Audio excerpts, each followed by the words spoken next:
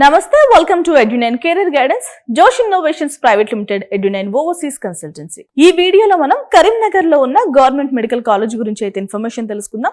అసలు కాలేజ్ ని ఎప్పుడు ఎస్టాబ్లిష్ చేశారు, కాలేజ్ ఇంటేక్ ఎంత, అడ్మిషన్ పొందాలి అంటే బేసిక్ ఎలిజిబిలిటీ క్రైటీరియా ఏంటి, హాస్టల్స్ ఉన్నాయా, హాస్టల్ ఫీజెస్ ఎంత, కాలేజ్ ఫీజు ఎంత, ఇవన్నీ కూడా మాట్లాడుకుందామండి. ఈ కాలేజ్ వచ్చేసి మనకి 2023లో అయితే ఎస్టాబ్లిష్ చేశారు. క్లాసెస్ వచ్చేసి 2023-24 అకాడమిక్ ఇయర్ నుంచి అయితే స్టార్ట్ అయినాయి.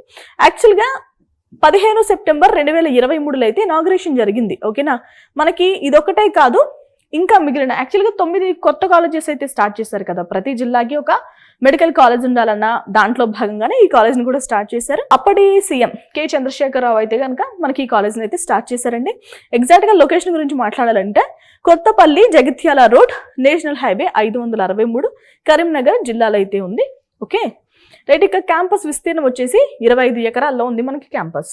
మనకి Kaloji Narayana Rao university of health sciences అండర్లోనే ఉంది. మనకి ఈ కాలేజే ప్రతి విషయాన్ని టేక్ కేర్ చేస్తుంది. అంటే ఎగ్జామ్స్ కండక్ట్ చేయడం కానీ, కౌన్సిలింగ్ కానీ, రిజల్ట్స్ కానీ ఇవన్నీ కూడా వీళ్ళే చూసుకుంటారు. ఇక దేశంలో ఉన్న అన్ని మెడికల్ కాలేజెస్ కి పర్మిషన్స్ ఉండాలి. పర్మిషన్స్ అనేవి ప్రతి సంవత్సరం మారుతూ ఉంటాయి కూడా. ఇప్పుడు రీసెంట్ గా ఏం మాట్లాడుకోవాలి అంటే తెలంగాణలో ఒక కాలేజ్, ఆంధ్రాలో ఒక కాలేజ్కి అయితే పర్మిషన్స్ అయితే ఈ అకాడమిక్ ఇయర్ రద్దు చేశారు.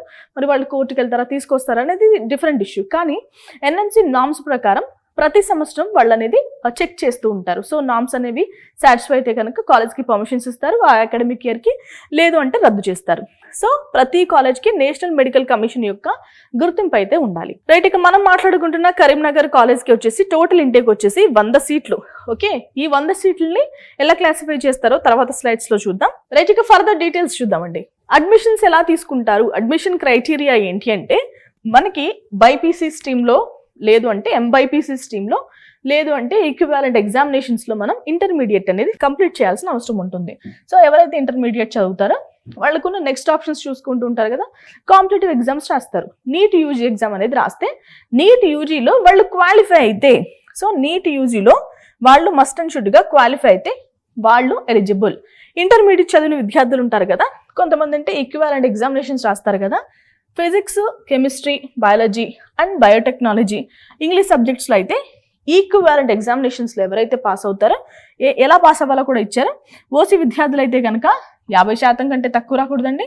ఇక బీసీ, ఎస్సీ, ఎస్టీ విద్యార్థులు అయితే కనుక 40% మార్క్స్ కంటే తక్కువ రాకుండా వాళ్ళు పాస్ అవ్వాల్సిన అవసరం ఉంటుంది. సో ఇవి కనుక సాటిస్ఫై చేస్తే కనుక మీకు ఎలిజిబిలిటీ ఇచ్చినట్టే. అండ్ ఇంకా కొన్ని ఎలిజిబిలిటీ క్రైటీరియాస్ ఏంటంటే 17 సంవత్సరాలు అయితే కంపల్సరీ నిండి ఉండాలి. 2025 డిసెంబర్ 31కి అయితే ఎంబీబీఎస్లో అడ్మిషన్ పొందాలనుకుంటున్న విద్యార్థికి 17 సంవత్సరాలు నిండి ఉండాలి. ఓకే, మనం సీట్ల ఇంటేక్ గురించి మాట్లాడుకోవాలంటే టోటల్ సీట్స్ వచ్చేసి 100 సీట్లు కదా. ఇందులో 85% అనేది స్టేట్ కోటా, రిమైనింగ్ 15% అనేది all India quota.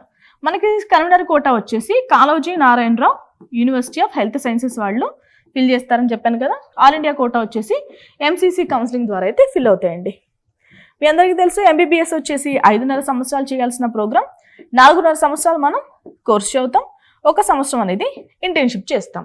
Okay, so ఇది సీట్ల యొక్క క్లాసిఫికేషన్. ఇక రిమైనింగ్ డీటెయిల్స్ చూద్దాం, ఫీజెస్ ఎలా ఉంటాయి చూద్దాం. ఓకే, మనకి గవర్నమెంట్ మెడికల్ కాలేజ్ కరీంనగర్లో చదువుకోవాలి అంటే ఫీజెస్ ఎలా అవుతాయి అంటే మనకి ఫీజెస్ మోస్ట్లీ ఎక్కువ ట్యూషన్ ఫీజే మాట్లాడుకుంటాం. ట్యూషన్ ఫీజు ఎంత అని మాట్లాడుకుంటాం. ఇతర ఫీజెస్ కూడా ఉంటాయి కదా, అవి కూడా మాట్లాడుకుందాం. ట్యూషన్ ఫీజు వచ్చేసి 10,000, సిడిఎస్ ఫీజు వచ్చేసి 5,000, ఈ లైబ్రరీ ఫీజు వచ్చేసి 2,000, ఇక సెంట్రల్ స్టోర్ ఫీజు వచ్చేసి 2,000, library fee 2,000, caution deposit 3,000, academic development fund 3,000, SC ST విద్యార్థులకు అయితే 1,000 రూపాయలు, నాన్ గవర్నమెంట్ ఫండ్ వచ్చేసి 2,000. మనకి ఓసీ కానీ బీసీ కానీ క్యాస్ట్కి చెందిన విద్యార్థి ఎంబీబీఎస్ చదవాలంటే మొదటి సంవత్సరం అయ్యే ఖర్చు 29,000 రూపాయలు. అదే ఎస్సీ ఎస్టీ విద్యార్థికి అయితే 27,000 రూపాయలు అవుతుందండి.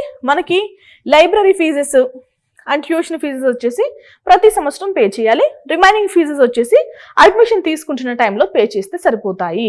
ఓకే, ఇక హాస్టల్స్ గురించి మాట్లాడాలి అంటే హాస్టల్స్ అయితే టెంపరీగా ప్రొవైడ్ చేస్తున్నారు. వీళ్ళకైతే పర్మనెంట్ హాస్టల్స్ ఇంకా కన్స్ట్రక్షన్ జరగలేదు. కొన్ని హాస్టల్స్ ఏంటంటే కొంతమంది స్టూడెంట్స్కి 2 BHK ఫ్లాట్స్ తీసుకుని కూడా మనకి హాస్టల్స్ అయితే ప్రొవైడ్ చేస్తున్నారు. ఒక్కొక్క హాస్టల్ కి ఒక్కొక్క రూమ్ కి 2-3 షేరింగ్ అయితే ఇస్తున్నారండి. గీజర్ ఫెసిలిటీస్ కూడా ఉన్నాయి. ఇంకా మనకి పర్మనెంట్ హాస్టల్స్ అనేవి 25 ఎకరాల క్యాంపస్ లో ఇప్పుడు కన్స్ట్రక్షన్ జరుగుతున్నాయి.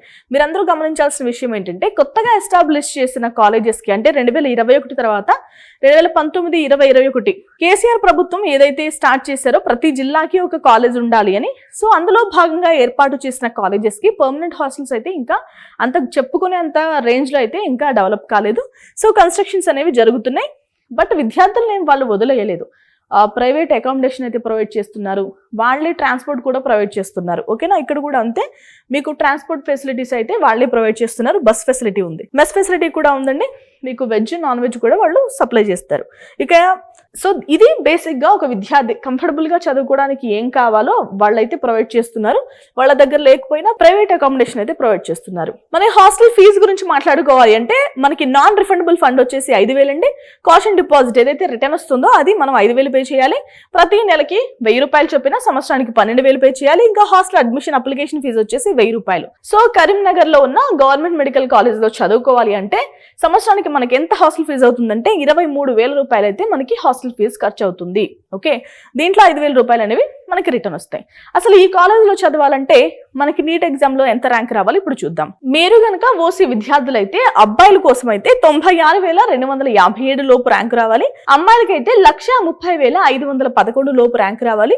బీసీఏ వాళ్ళకైతే 2,45,140 లోపు అబ్బాయిలకి, 2,28,088 లోపు అమ్మాయిలకి ర్యాంక్ రావాలండి.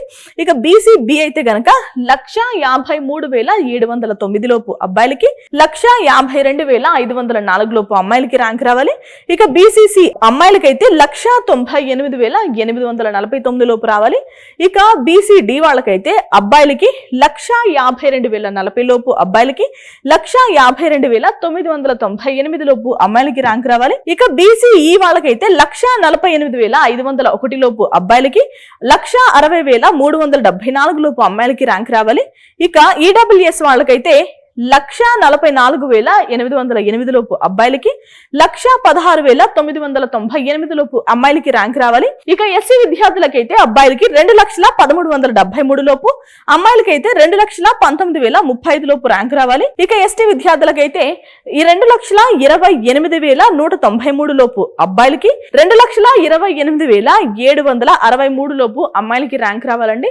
సో గవర్నమెంట్ మెడికల్ కాలేజ్ ఏదైతే ఉందో కరీంనగర్ లో, ఈ కాలేజ్ లో మనకి అడ్మిషన్ కావాలంటే నీట్ ఎగ్జామ్ లో ఈ ర్యాంక్స్ లోపు అయితే మనకి ర్యాంక్ వచ్చి ఉండాలి. ఇది వాళ్ళ వీడియో. మరొక కాలేజ్ వీడియోతో మళ్ళీ కలుద్దాం. నమస్తే.